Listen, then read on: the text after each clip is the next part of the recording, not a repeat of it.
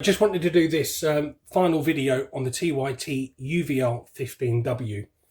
I purchased this on the 13th of May 2026 and I wanted to give you my thoughts of the radio having owned this for over a month. First of all, the main reason I was attracted to this particular radio was the APRS. That's what was the biggest selling point for me. It's got the built-in GPS, which was another bonus. It's got other features, but they were not really what I was after, but it was quite nice to have. At the time of purchasing it, cost me £116 including delivery, which seemed a good price for what this radio offered. At first, the radio did freeze up, lock up on modes like APRS, but people started commenting in Facebook posts and other forums, and it looked like a member of TYT, of their staff members, were looking at these forums and they sort of looked like they reacted to it. On the 26th of May, TYT released new firmware, which was a quick response to some of the comments that were being put online. They also added new features. So I ordered the PC programming lead, and this from a UK dealer. It was about £16 including delivery, and then I carried out the firmware update.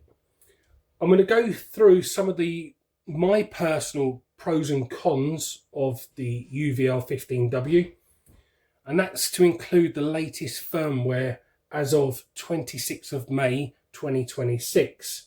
So that's this radio updated, and this is my personal pros and cons.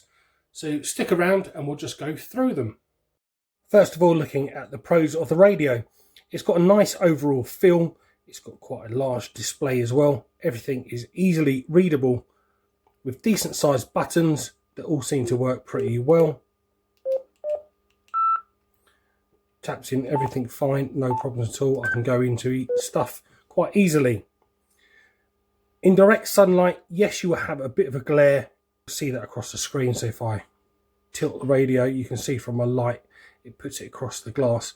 But I did find when I was out and about using the radio, if I went to menu and then go into display themes, turn it to black, depending on where I was and the time of day, I was able to change the actual display and make it a little bit easier to read. So it all depends on your preferences. Looking at the menu, I like this icon layout. It's a bit like the icon range or like your mobile phone with your apps. So it's quite easy. I found it easily to get into the menu, find what I was after and adjust it. There may be one or two menus where you're going into a setting and another setting, but otherwise everything was there that I needed to find, easily to navigate if you don't have the PC programming cable. Being able to set the keys to do a function, so if I hold down the green button, gets me into the band scope.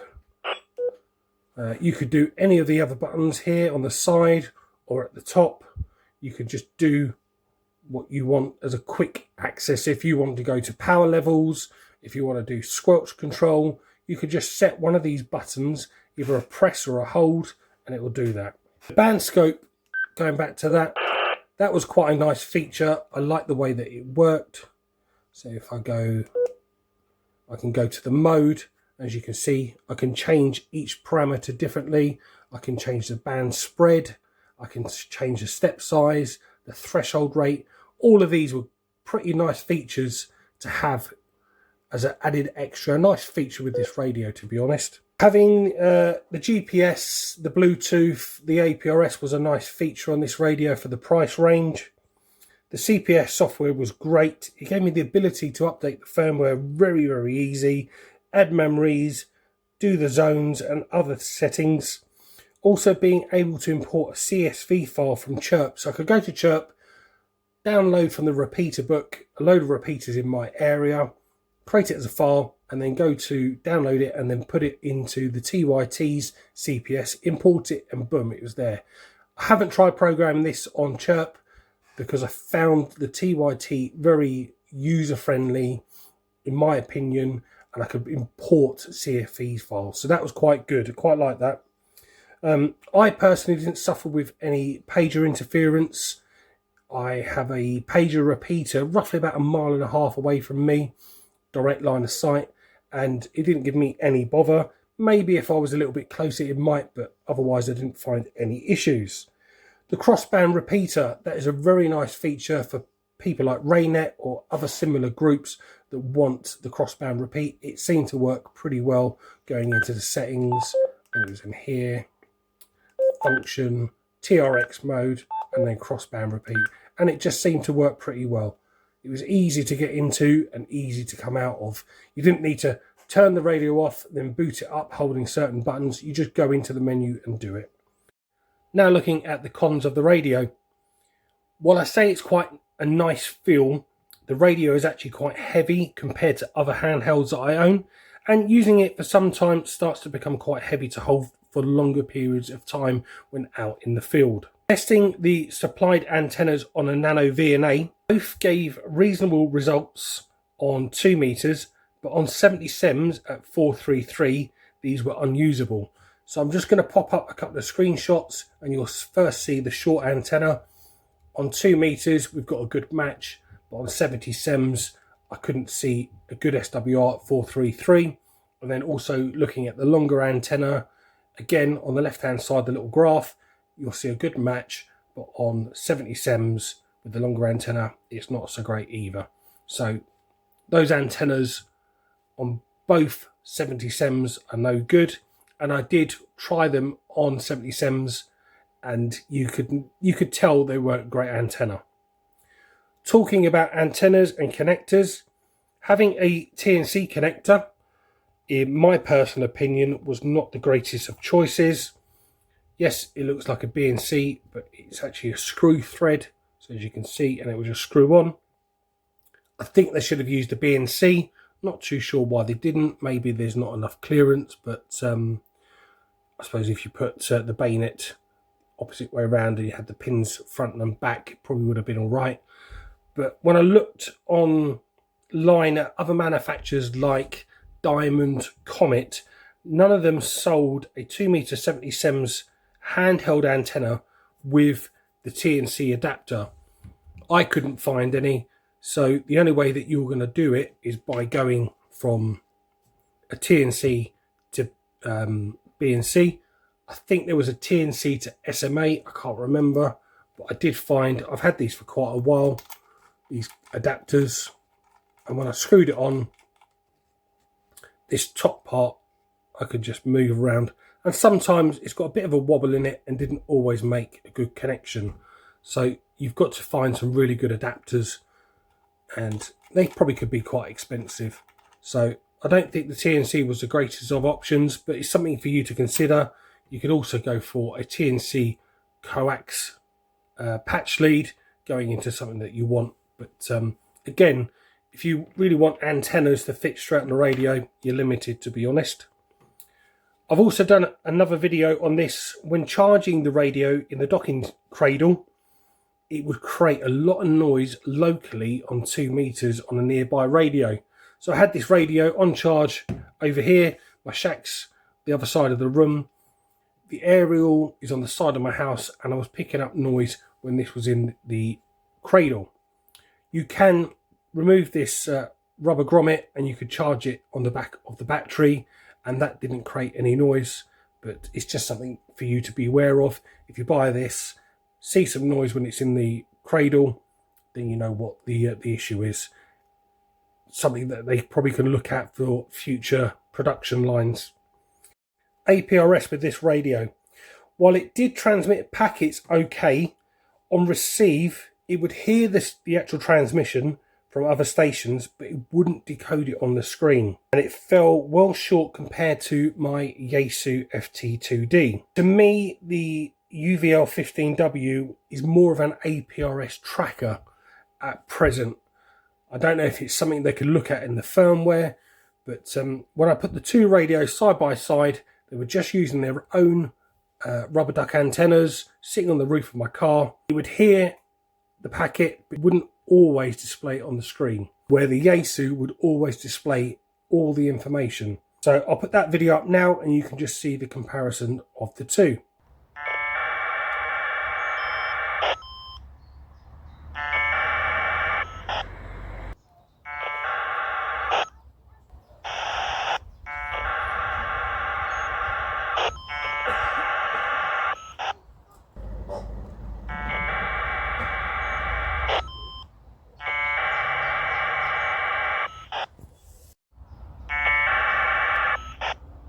RF power levels. The options given are limited, so if we go to the menu, TX power, we've got low, medium and high. So we've got 3.5 watts, 8 watts, 15 watts, give or take. If you're using an analog hotspot like All-Star, something like that, I wouldn't want to be running 3.5 watts in my house just to get to a node that's a few feet away.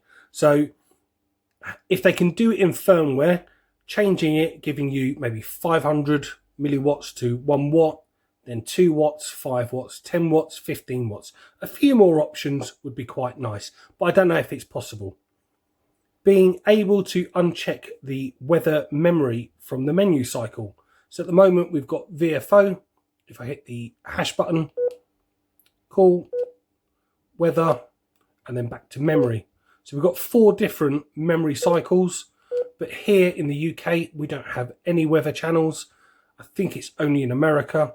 If there was something in the CPS where we could uncheck it, so we're not cycling through 4 different memories, you know, you could be able to uncheck different memories. It'd be nice to have that option. So that's one thing. I personally found that the AM narrow settings, especially on airband, didn't seem to work very well. It made the audio a lot quieter. Even adjusting the gain settings, I didn't see any noticeable differences. So something they might need to take a look at. No way of controlling the volume for the A and the B band independently. So as you can see, I'm on 144.575. On the B band, I've got 446.006250. We've got a handheld here, 144.575. If I key up, you can hear it there. I've got a PMR 446 handheld.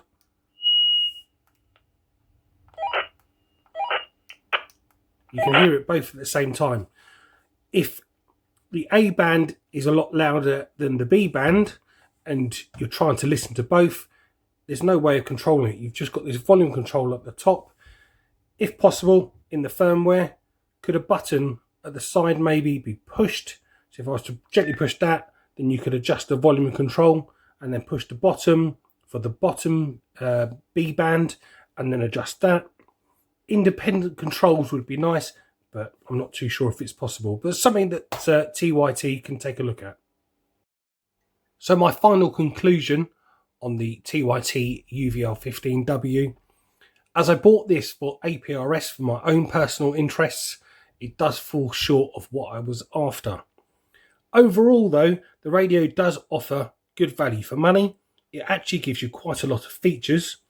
And if the next firmware update irons out the power levels, being able to receive and display APRS data on the screen, address the AM narrow, and change the Chinese text within one section of the CPS to English, that would be great. I would probably be recommending this transceiver. In its current form, if you're looking for APRS, I couldn't recommend it as it's not fully featured. If you think I've missed anything from my list of pros and cons, then add it into the comments. If you found the video useful, please like it, subscribe, and I will catch you on the next one.